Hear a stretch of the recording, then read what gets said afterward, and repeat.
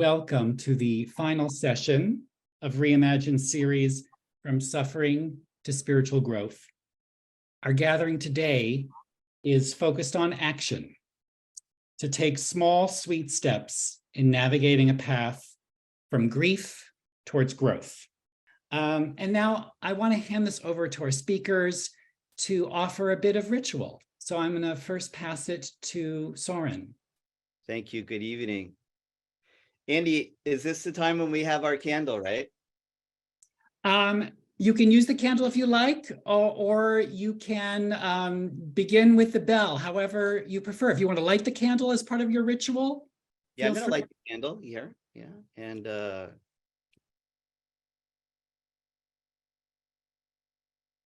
start with a bell.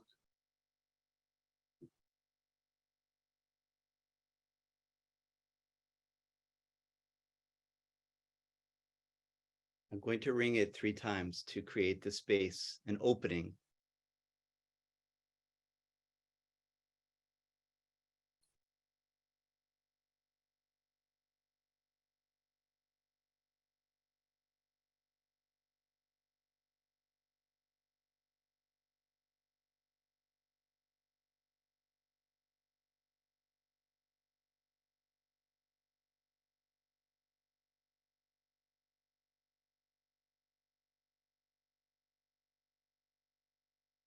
Sydney, up to you. Pass to you now.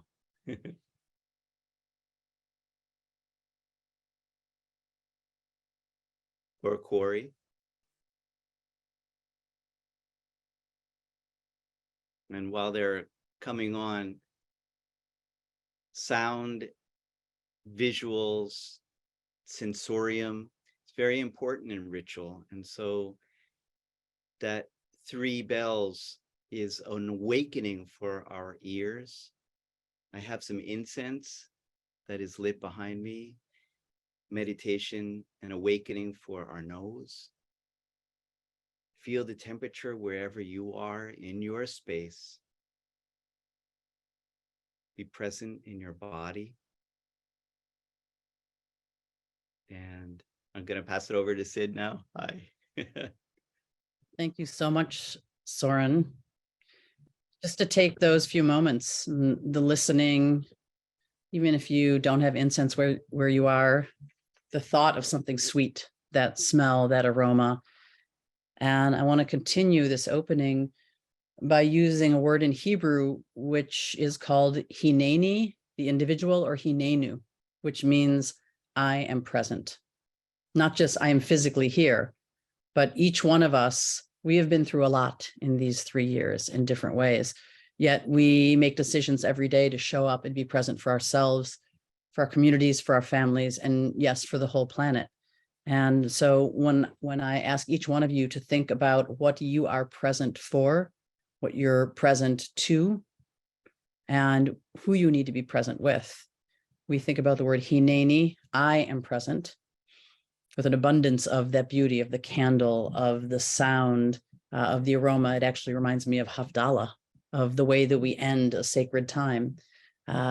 We say hineni and hinenu because we know that we're called to show up for one another and that we need to show up first for ourselves. And so we gather here through whatever suffering and grief to grow together.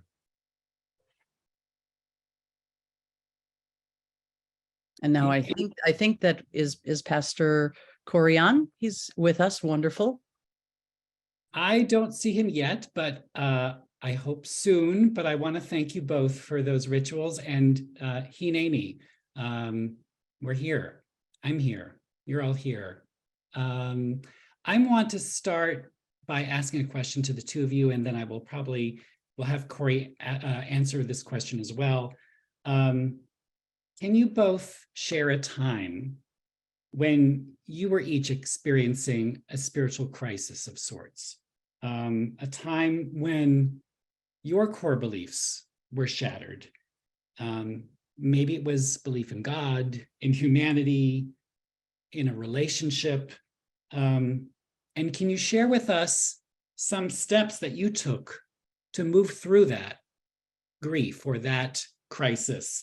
And maybe there was some growth or some learning involved with that. So maybe I can kick it to you first, Soren. Yes, thank you, Andy. First, I want to thank you, Andy, also, and for everyone for inviting me here tonight. I'm very excited to share the space with Sid and Corey. This is actually our very first time actually, talking together in like real time, virtual times. Wonderful. And for all of you, welcome. I'm very, very humbled to be here and grateful to share my experiences with you. Briefly, that's a good question, Andy. It's a deep one too. But for those of you who don't know, in the beginning of COVID, I lost my husband to leukemia. It was fairly sudden and it was brutal. And this was the very beginning of COVID. So like March of 2020, April of 2020. So my world literally fell apart. And as did like the whole world. I felt saturated with grief, both at home and at work. With some of the things that you're asking, like what were some of the things that got me through? And a couple of things, I wrote some things down, but I didn't, they're not in any particular order, but some things that came up. The first was kind of like being gentle with myself, truly being my own ally and best friend, best compassionate, loving presence that I could be for myself. So when I come home, I just took a nap. I didn't set any timer. I just took a nap when I got home. I allowed other people to take care of me. Someone bought me like a subscription to those prepackaged meals that all you have to do is put in the oven. That's it. I don't have to cook. I accepted that. It was a great gift. I remembered to take a shower, a bath, and just be in silence, be in my space, be in that grief. Of course, my therapist helped a lot, and to have a loving, compassionate ear, someone who is listening, helped. Leaning into and surrendering to the sadness. And of course, my Buddhist practices, my ritual itself. I think Sid will talk and Corey will talk a little bit more about that. But my ritual, this is my altar here, my Buddhist practices, my ritual truly helped me to find bearing, I would say. It grounded me, even though my heart and sometimes my soul, my spirit was just not into it. I just sat on the cushion and did my chanting, did my practice anyway. I leaned into my art and started creating art. And I think this is what I really want to share with you tonight. The hospital was a war zone, and every unit of the hospital, there were dying people. I had only a couple of hours, and for me, the chaplains were on front line. We were asked to be in the hospital itself. So my care was for the staff getting through all of this, but also, and this is what I want to share with you, my art became how would you say, a touchstone for me. It saved me, actually. And how this was is that when families would come in to the hospital during their last, I would say, last 15, 20 minutes, were only allowed 2 people at a time. But before they came in, I would call them, speak to them, talk to them. And some of the things that I asked were, what is your loved one's favorite color? What image or symbol was meaningful to them? What are their accomplishments? What are their hopes, their loves, their values, their memories, their philosophy? And what I would do was actually create with my hands a 20 by 30-inch poster, large poster with their name in their favorite color and their image, and write all of these incredible words. And I had just a short amount of time to do it. And I brought it to their room, and donning all of the equipment, I walked in and I placed it above their bed to acknowledge that this was a human being and that it wasn't just a number or a statistic, that this person had life, a dignity, memories. And when their loved one came in, it was a connecting force with bringing alive this loved one. It's truly moving. I'm still processing all of this, and the the beautiful blessings that came from this practice. For me, going into work, leaving my my apartment and my grief and my cat here, and then going to work and facing grief. I'd ride my bicycle to work because it's close enough that I could, and I didn't want to ride the subways, and they weren't working anyway. And so I was able to be in nature for a little bit, and then go into the hell realms of grief and sadness, do my art, connect with families and their loss and their grief, and honor that person truly. And it wasn't always sad. Sometimes these posters evoked a sense of laughter and joy and memories that were it was a lightness to it. There was a lightness that, to my surprise, it elicited in families. And for many of them, they took, when the patient died, the poster, and it became part of their memorial service, their funeral. Yeah. So for me, I guess the shared boat, the shareness of, like, of course, the families didn't know that I had just lost my husband and that I too am in grief, but I was in their boat of grief with them. And I think my goal was to make this terrible time in their life at least a little bit more bearable, light. And to their surprise and to their shock, they knew that the hospital acknowledged their humanity of their loved one through art. And so for me, I think that's my story. That's what I wanted to share with you. It wasn't always easy. And I'm just like, I would love for you to read the Mary Oliver poem by called Wild Geese. It's very well known and it's very beautiful. It's one of her most well-known poems, but in it, she has a line that's like, you do not have to be good, and you don't have to walk on your knees for 100 miles through the desert repenting. You only have to let the soft animal of your body love what it loves.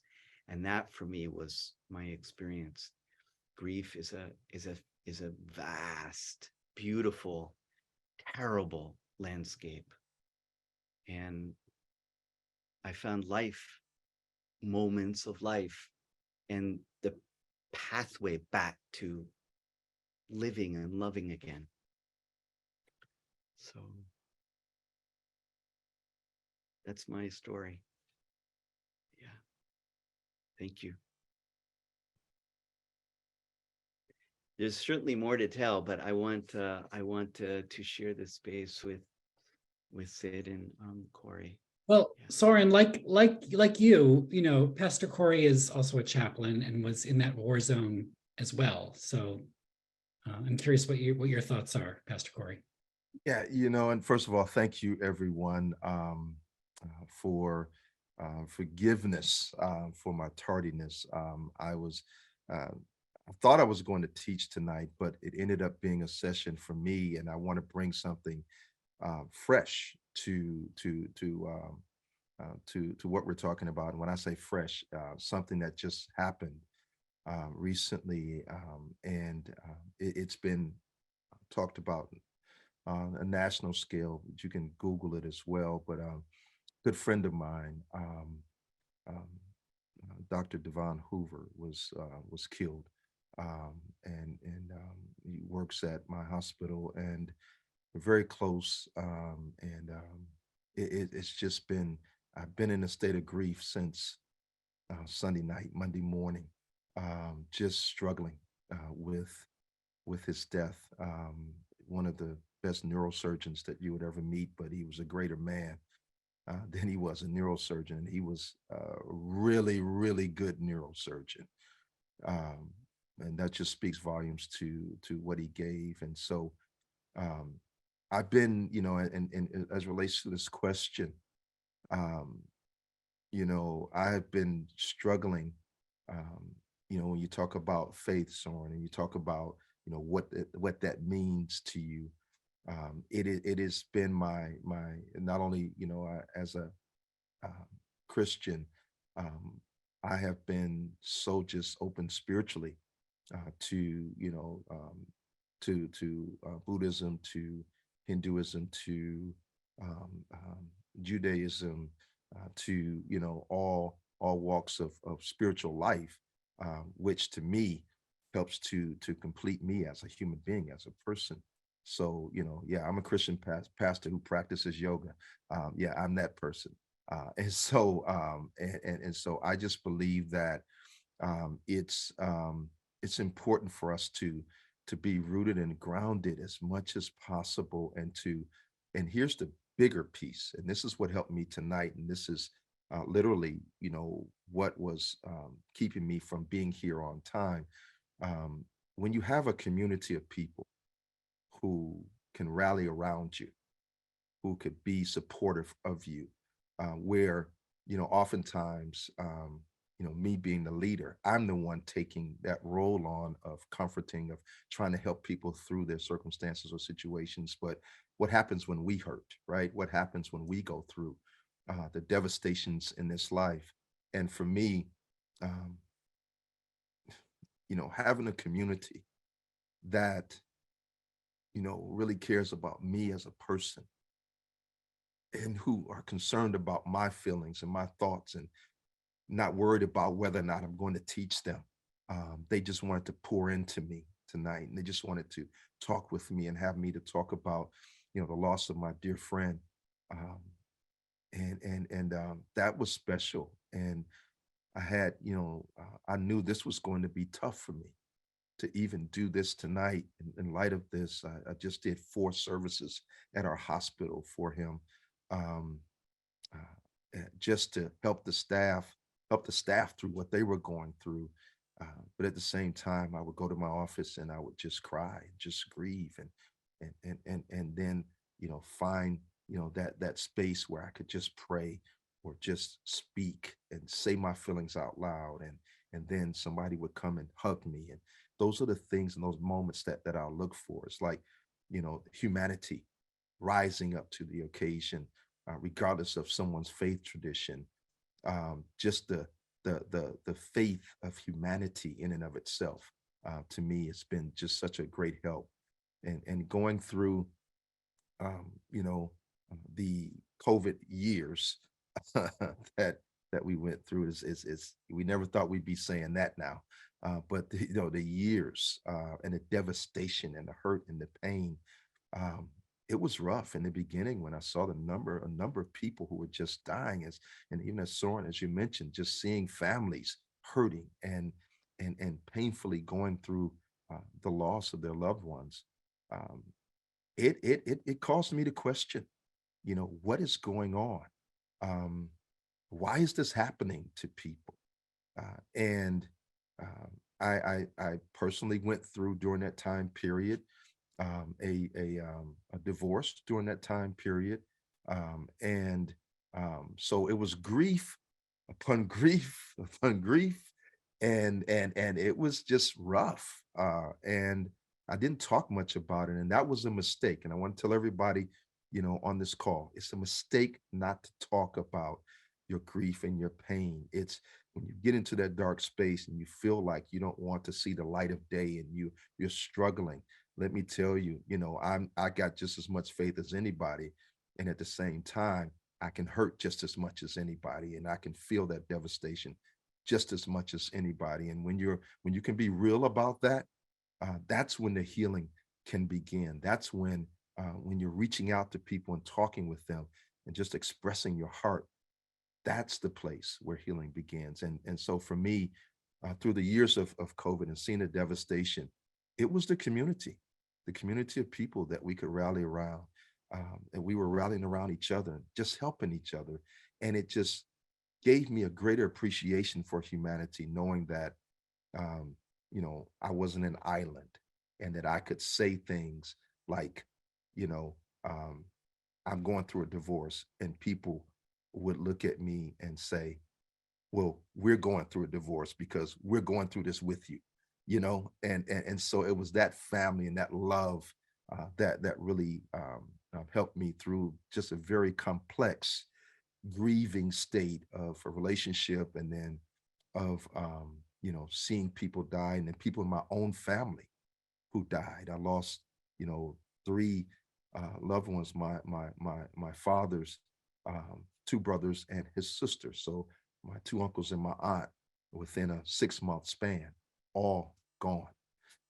Just devastating.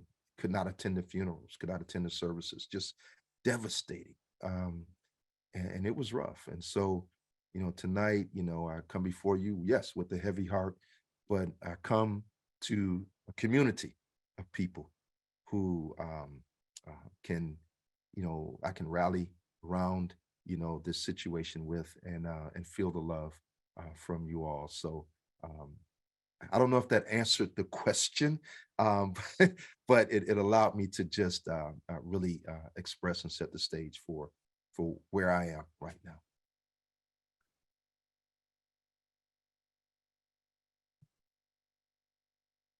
Reb Sid, let's hear from you. Thank you, Andy. And thank you, Soren. Thank you, Pastor Corey. And thank all of you for being here and supporting us. Your presence, as we started with this word hinenu, your simple presence being here tonight, even though we're so two-dimensional. And as you said, Corey, it's been years of this two-dimensionality. I am always struck by the fact that I can feel things, even though I'm sitting in front of a screen.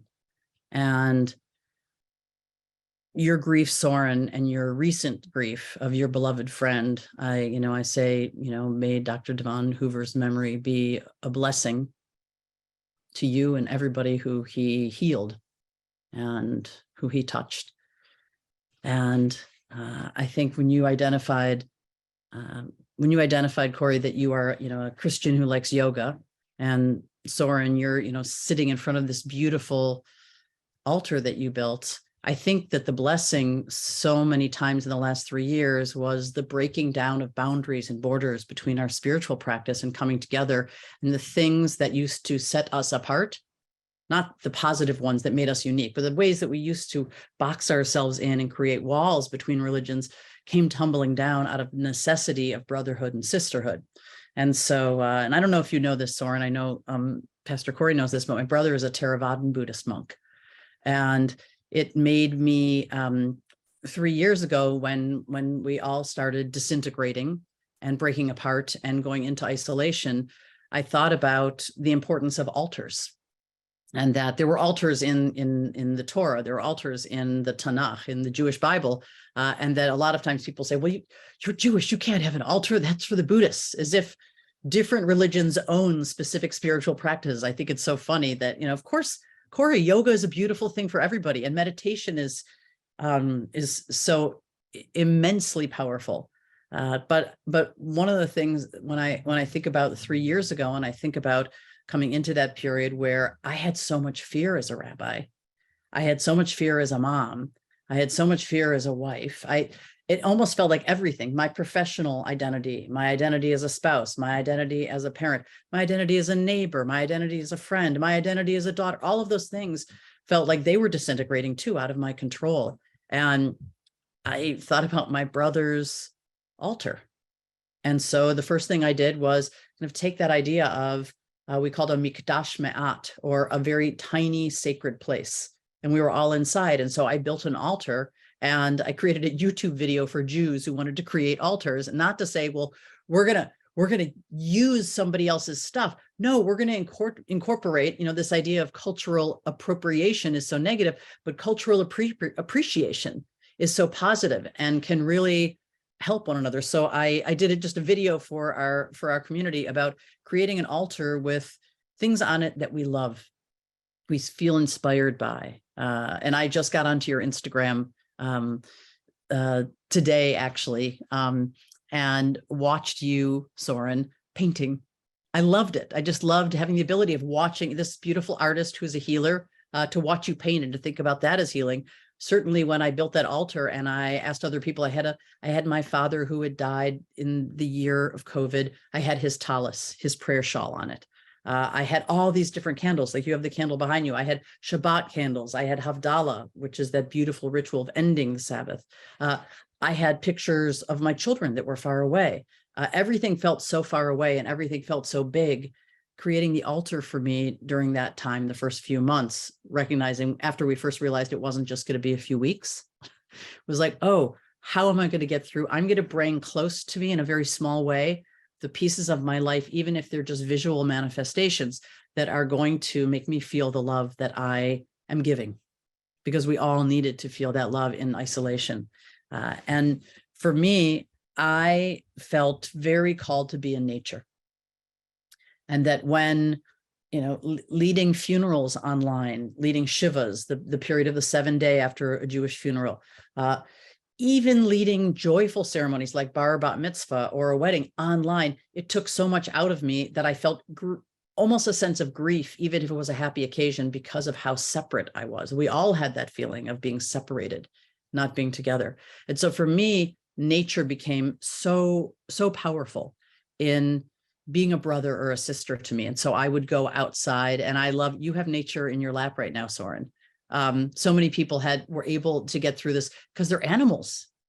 The part of the natural animal kingdom and queendom were there for our hearts, whatever we were going through. But I would go outside so often after something was broken or I had been crying, and I felt that nature, whether it was the wind or being in a rainstorm, it could be terrible weather that healed me. In fact, I felt like through COVID, all weather became good. Snow, rain, sun, more rain, some snow. Because there was, I don't know if you know this, but there's snow now on Mount Tam. There was snow on Mount Tam. So that like everything went upside down, but I was able to go into nature and to listen to the wind, to listen to the water, to feel like, oh, cycles are happening. Rebirth is happening. We're going through this. I don't know when the end is, but I also wasn't kind of clear on when this all began. So I wanted to just read a beautiful poem that I think has that idea of circle and of the power of nature. And it's by T.S. Eliot from Little Gidding. We shall not cease from exploration, and the end of all our exploring will be to arrive where we started and know the place for the very first time. Through the unknown, remembered gate, when the last of earth left to discover is that which was the beginning, at the source of the longest river, the voice of the hidden waterfall, and the children in the apple tree, not known because not looked for, but heard, half heard in the stillness between two waves of the sea.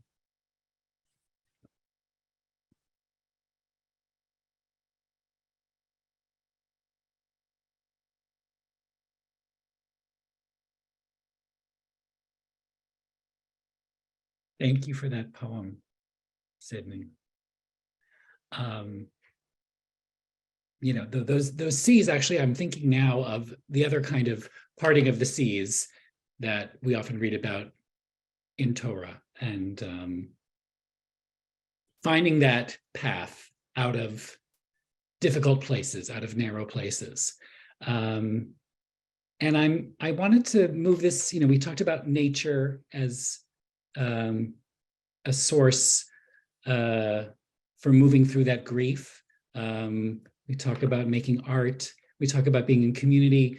Can we talk a bit about acts of service and even activism? And if that at all played a role in moving the three of you out of narrow, difficult places?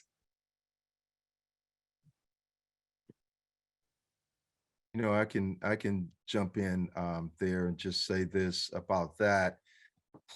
For me, there's a phrase that I've always used, and that is, "Your misery shall become your ministry." Mm. And I truly believe that when people go through things, it is to do just that, to go through it. And then once you go through it, to come out of it in such a way where you can reach back and help someone else who may be going through something very similar, but don't feel like they can make it. And so your life becomes what I call a commercial for somebody else, a glimpse into what can be. Because I don't believe that God is a respecter of persons. So when I say that, I mean that we all have the same opportunity and access to overcome. And so for me, um, out of the hurt and the pain that I've felt, I've been able to use that experience and come and going through it and coming out of it in such a way that when my friends went through something, or my family went through something, that I had a testimony to share with them that would encourage them and help them to see and to understand that I'm no different than them.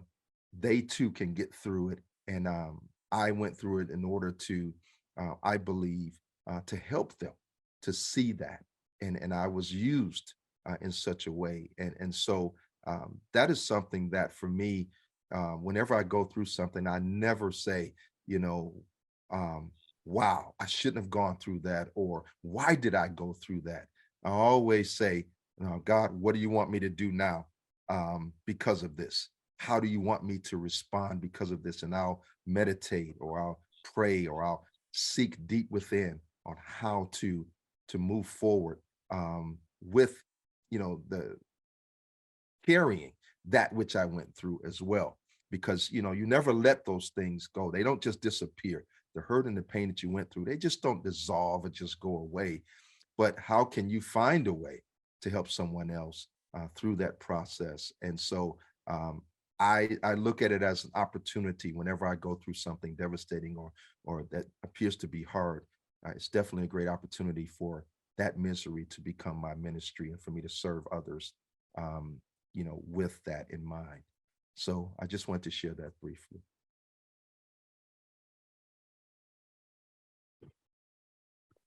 Well, Corey, you reminded me of two things. One is one of our blessed friends through Reimagine is Annie Lamott, the author, and we've interviewed her, and she's shown up several times here to bless us with her presence. And one of the things that she always reminds us of is the importance of the simplest gestures can be activism.